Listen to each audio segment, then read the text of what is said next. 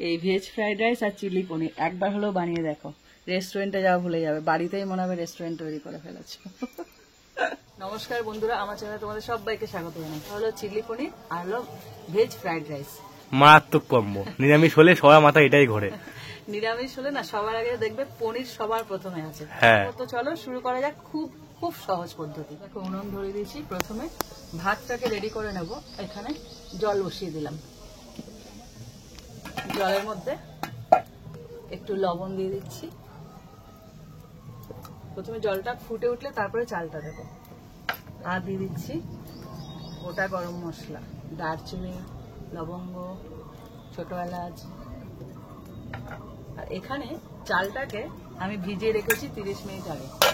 ঠিক 30 মিনিট আগে এরকম ভিজিয়ে রাখবে। দেখো লম্বা লম্বা জল খেয়ে একদম বড় বড় হয়ে গেছে। এটা নিয়েছি বাসমতি রাইস। এখানে আমি 500 গ্রাম চাল, বাসমতি চাল ভিজিয়ে রেখেছিলাম। এবার দেখো জলটা ফুটে উঠেছে, জলের মধ্যে দিয়ে দিচ্ছি। জলটা ফুটলে তবেই কিন্তু দেবে, তবে একদম লম্বা লম্বা সোটা সোটা ভাত হবে। আর এই যা গন্ধ, উফ, খুব সুন্দর গন্ধ। এই ফ্রাইড রাইসে না এই চালটাই হলো মেন। ভাতটা যখন সুন্দর ঝরঝরে হবে তখন গিয়ে ভাতটা মানে ফ্রাইড রাইস খেতে ভালো লাগে। হ্যাঁ, পুরো চালটা আমি দিয়ে দিয়েছি। এখানে 70% চালটা সেদ্ধ হলে তখন গিয়ে নামাবো, কারণ আরো ভেজিটেবলের সাথে মেশাতে হবে। তার জন্য পুরোপুরি রান্না করলে ভাতটা গলে যাবে।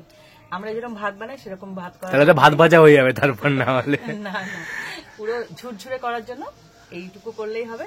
এবার ভাতটা হোক, তাহলে একটুখানি নেড়ে দিই। এই চালটা খুব তাড়াতাড়ি হয়ে যায়, ফুটে উঠলেই কিছুক্ষণের মধ্যেই নামিয়ে ফেলবো। দেখো ভাতটা এখনো শক্ত আছে, এদিকে গলে গেছে। এরকম অবস্থায় নামাতে হবে।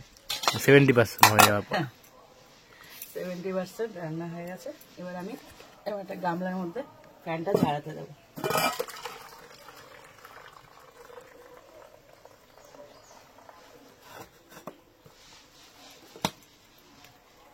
কড়াইটা বসিয়ে দিচ্ছি।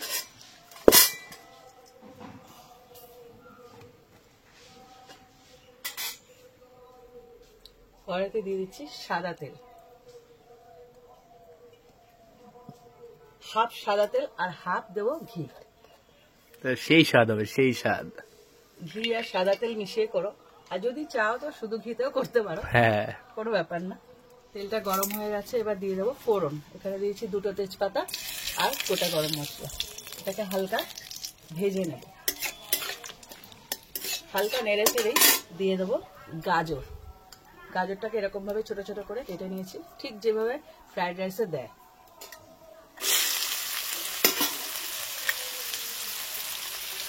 গাজরের সাথে দিয়ে দেবো বিনস। একদম কালারফুল হয়ে যাবে পুরো। এবার দিয়ে দিচ্ছি মটরশুঁটি। সব একসাথে ভেজে নেব। একটু নেড়ে চেড়ে একটু ভেজে নিতে হবে। তারপর দিয়ে দেবো ক্যাপসিকাম। এখন কিন্তু ক্যাপসিকাম দেওয়া যাবে না, ক্যাপসিকামটা নরম তো, তার জন্য গাজর বিনস এগুলো একটু শক্ত সবজি, এগুলোকে আগে ভেজে নিতে হবে। দেখো গাজর, মটরশুঁটি, বিনস খুব ভালো করে ভেজে নিয়েছি। এই সময় দিয়ে দেবো ক্যাপসিকামটা। যতটা গাজর আর বিনস থাকবে তার তুলনায় ক্যাপসিকামটা একটু কম দেবে। আর এটা তো ফ্রাইড রাইস, একটু মিষ্টি মিষ্টি হয়, এটা ঝাল হয় না। এটা জাস্ট ফ্লেভারের জন্য 2টো কাঁচা লঙ্কা এভাবে চিড়ে দিয়েছি। ঝাল হবে না, একটা ফ্লেভার দেবে। আর এই সময় দিয়ে দিচ্ছি কাজু কিশমিশটা। এটা যতটা মন চাইবে তত দিতে পারো, অসুবিধা নেই। হ্যাঁ, যত দেবে তত স্বাদ। আর এই সময় ভাজার সময় আমি দিয়ে দিচ্ছি লবণ। ভাতের মধ্যে যখন আমি চালটা সেদ্ধ দিয়েছিলাম কিন্তু লবণ দিয়েছিলাম, আর সেই বুঝে লবণটা দিতে হবে।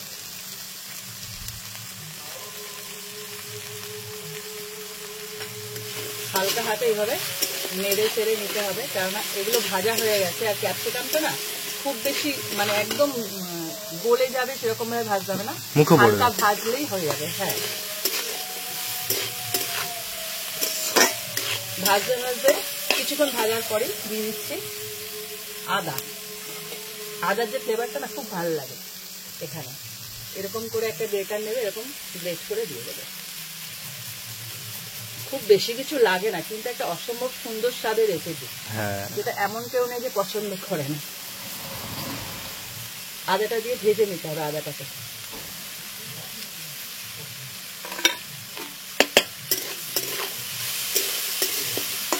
দেখো কাজু কিশমিশ সমস্ত ভেজিটেবল সব ভাজা হয়ে গেছে খুব সুন্দর ভাবে, কিন্তু দেখো প্রত্যেকটা রং একদম অক্ষত আছে, হ্যাঁ যেটা যেরকম সবুজ কমলা, কি দারুণ লাগছে না। এবার ভাতটা মেশানোর পালা। ভাতটাকে খেয়াল করে দেখো একদম ঝুরঝুরে করে, ঠিক আছে, এরকম ঝুরঝুরে হলে তবেই না খেয়ে মজা। এবার আস্তে করে এর মধ্যে মেশাবো আর নাড়তে থাকবো, হালকা হাতে এইভাবে, ভাতটা যাতে ভেঙে না যায় এইভাবে আস্তে আস্তে মিশিয়ে দিতে হবে ভেজিটেবলের সাথে। আর কি কালারফুল হয়েছে, দেখতে তো খুব সুন্দর লাগে।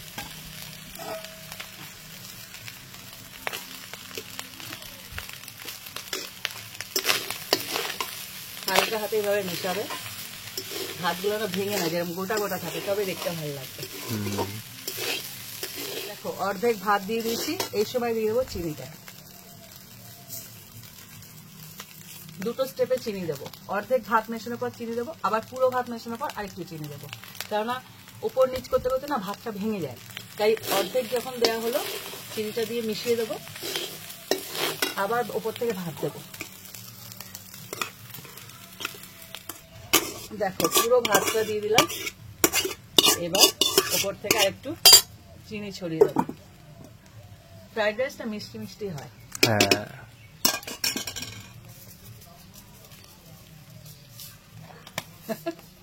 দেখছে আর একদম মন দিয়ে, আর আর ওপর থেকে খিদা বাড়ছে। আহা এটারই বাকি ছিল না। হ্যাঁ গন্ধ একদম মন জুড়ে যাচ্ছে আমার। হালকা হাতে এবারে ওপর নিচ করে মিশিয়ে নেবে। ফ্রাইড রাইস বানানো কিছুই না, শুধু একটু সবজিগুলো কাটতে যাওয়ার সময়। হ্যাঁ আর ভাতটা ঠিকঠাক সেদ্ধ করাটাই ব্যাপার। হ্যাঁ ভাতটা একটু খেয়াল করে করতে হবে, হ্যাঁ ওটা গলে গেলে সব মাটি হয়ে সব মাটি হয়ে যাবে। হ্যাঁ এইরকম দেখেছো কি সুন্দর ঝুরঝুরে হয়েছে। হ্যাঁ এরকম ঝুরঝুরে না হলে ভাল লাগে না, একদম রেস্টুরেন্ট ফেল নাকি। দারুণ লাগছে দেখতে। তৈরি হয়ে গেল ভেজ ফ্রাইড রাইস। কি সোজা না? এবার একদম সোজা। এর সাথে খাবার জন্য যে নেক্সট যে রেসিপি সেটাই যাই চিলি পনির। তো চলো গুটি গুটি পাই এগানো যাক তাহলে। গুটি গুটি পাই এগোনো যাক। ফ্রাইড রাইস তো কমপ্লিট হয়ে গেছে, এই দেখো। এবার চিলি পনিরের পালা। এই দেখো চিলি পনিরের জন্য এখানে 400 গ্রাম পনিরকে এরকম করে কেটে নিয়েছে, দেখো ঠিক এরকম লম্বা লম্বা করে কেটে নিয়েছে। আমার হাতে কালি লেগে গেছে। এর উপর থেকে দিয়ে দেবো লবণ, পুরো এরকম কভার করে নেবে যেন প্রত্যেকটা পনিরের গায়ে লাগে। আর নিয়ে নিচ্ছি একটুখানি একদম অল্প গোলমরিচ, এটাকে হালকা করে মাখিয়ে নিতে হবে। খুব নাজুক তো, হালকা করে মাখাতে হবে, রাগ করে ভেঙে যাবে। না না পনির খুব নরম হয়, এইভাবে আস্তে আস্তে মাখিয়ে নিতে হবে। পনিরটাকে প্রথমে ভেজে নেব, তার জন্য নিয়েছি কড়াই, দিয়েছি সাদা তেল। পুরো পনিরটাকে কড়া করে ভেজে নিতে হবে। চিলি পনির এমন একটা রেসিপি না, ফ্রাইড রাইস বলো, পোলাও বলো, সাদা ভাত বলো, পরোটা বলো, সাদা ভাতের সঙ্গে যায় না, খুব পরোটা মোটামুটি যায় বা তন্দুরি যে কোনো কিছুর সাথে দারুণ লাগে খেতে। তেলটা পুরোপুরি গরম হয়ে গেছে, পনিরগুলোকে এক এক করে দিয়ে দেবো। এরকম লম্বা লম্বা পনির আজকে এদের দেখে মন পুরো শান্ত।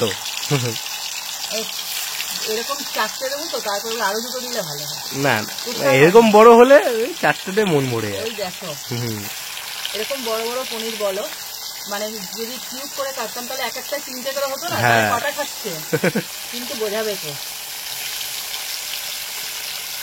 এগুলোকে ভালো করে ভেজে নিই। দেখো পনিরগুলো পুরো লালচে হয়ে গেছে, এবার আমি একটা একটা করে তুলে নেবো। খুব সাবধানে তুলতে হবে, কারণ কালার হয়ে গেছে। ভেঙে যায়। হ্যাঁ এই কালারটাই দরকার, এরকম সুন্দর করে লালচে লালচে করে ভেজে তুলে নিতে হবে।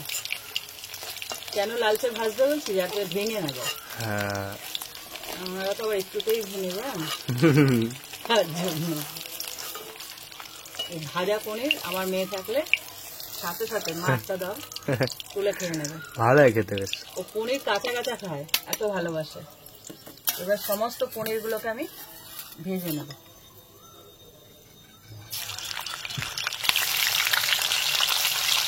যে কটা ধরে আর কি। পুরো পনিরগুলো ভাজা হয়ে গেছে, এই যে তুলে নিয়েছি। এবার ওই তেলের মধ্যে দিয়ে দিচ্ছি কাঁচা লঙ্কা কুচি। এখানে 4খানা মতো কাঁচা লঙ্কা আমি কুচি করে নিয়েছি, হালকা একটু ভেজে নেব। এখানে কাঁচা লঙ্কার যে ফ্লেভারটা না অপূর্ব, গানটা খুব সুন্দর লাগে। হ্যাঁ। এবার এর মধ্যে দিয়ে দিচ্ছি আদা গ্রেট করে। আদাটাকে না এরকম করে গ্রেট করেই দিও, আমি বলবো, কেননা এই যে মুখে যখন পড়বে না খুব একটা ফ্লেভার দেবে। বৃষ্টি আসতে মনে হয়, চারিদিক মেঘলা করে গেছে। হ্যাঁ, মেঘলা হয়েছে। হ্যাঁ, দেখো কতটা আদা দিলাম, অনেকটা আদা। এবার এটাকে একটুখানি ভেজে নেব।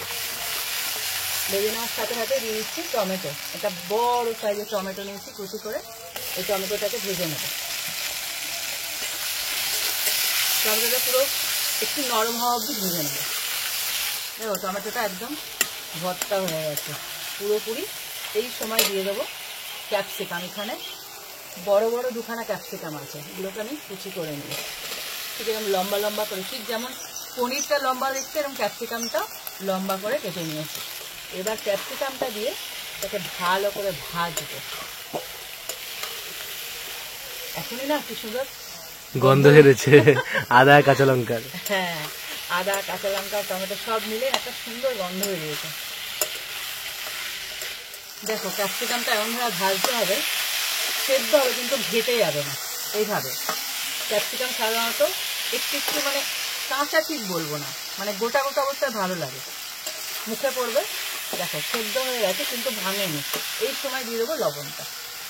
যেহেতু এখানে ডার্ক সয়া সস যাবে, ওটাও লবণ থাকে, তার জন্য লবণটা একটু ভেবে চিন্তে দিতে হবে, কারণ আর বেশি নুন হয়ে গেলে খাওয়া যাবে। হ্যাঁ, তো সেই বুঝে লবণটা দিতে হবে। আর এখানে না হলুদটা অপশনাল, আমি দিই একটুখানি, জাস্ট মন রাখার জন্য। এটা তোমরা নাও দিতে পারো, এটা স্কিপ করতে পারো, চাইলে দিতে পারো। দেখো কয়টুখানি দিচ্ছি, একদম নাম মাত্র, সুন্দর একটা কালার দেয়। নুন হলুদ দেওয়ার সাথে সাথে এখানে কাঁচা লঙ্কা দিয়েছিলাম 4খানা, আর ঝালটা একটু মিষ্টি মিষ্টি হবে, একটু একটু ঝাল হবে। 1/2 চামচ লঙ্কার গুঁড়ো দিয়ে দিচ্ছি, এটাকে ঝাল না হওয়ার মতো না।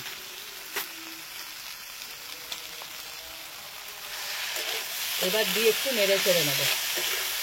হালকা নাড়াচাড়া করেই এর মধ্যে দিয়ে দেবো আসল যে জিনিস দুটো, সেটা বলো তো কি? 2 রকম সস। জানো, যেটা ছাড়া চিলি পনির একদমই অসম্ভব। আমি বলবো টমেটো সসটা যে যেরকম খাও, এখানে কি বলতো একটু যদি বেশিও হয় কোনো আপত্তি নেই, স্বাদের কোনো পরিবর্তন হবে না, খেতে খুব সুন্দর লাগে। দেখো আমি ঢালছি একদম দরাজ হাতে। এখানে 400 গ্রাম পনির আছে আর 2খানা ক্যাপসিকাম আছে, সেই অনুযায়ী টমেটো সসটা নিয়ে নেবে। এবার যদি পনির বেশি হয় ক্যাপসিকাম বেশি হয়, সেই অনুযায়ী কম বেশি করে নেবে। আর দিয়ে দিচ্ছি ডার্ক সয়া সস। এটা বেশি দেওয়া যাবে না, অল্প দিতে হবে, ব্যাস। আর দিয়ে দিচ্ছি চিনি। এটা দেওয়ার সাথে সাথে দেখবে ক্যাপসিকামের একটা সুন্দর একটা গ্লেজ আসবে।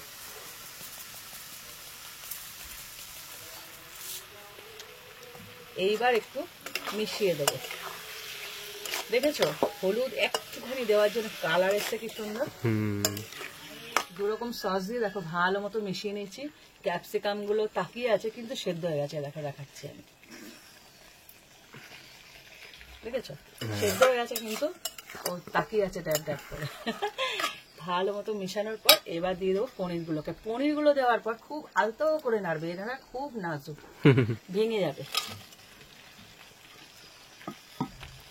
এইবার ওপর নিচ করে ভালো করে পনিরের গায়ে যাতে এই সসগুলো ভালো মতো লেগে যায়, পুরো মিলে মিশে একাকার হয়ে যায়, এইভাবে মেশাতে হবে।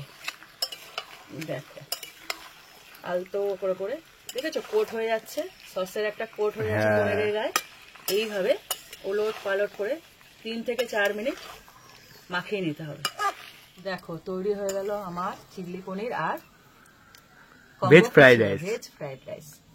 তো এই দুটো কম্বিনেশন করে তোমরা রান্না করো আর খেয়ে আমার রিকোয়েস্ট মনে থাকবে। একদিন এই দুটোই করে খাওয়ার সাথে স্যালাড নিও, আর কিছু নিও না। হ্যাঁ আমার কি আবদার বলো, সত্যি খুব সুন্দর। নিরামিষের দিন না এরা সবার আগে থাকে, হ্যাঁ মানে নিরামিষের কথা মনে পড়লে পনিরের কথা সবার আগে মনে পড়ে। আর ফ্রাইড রাইসে এত রকম সবজি, এত তুলনা নেই, এত সুন্দর খেতে।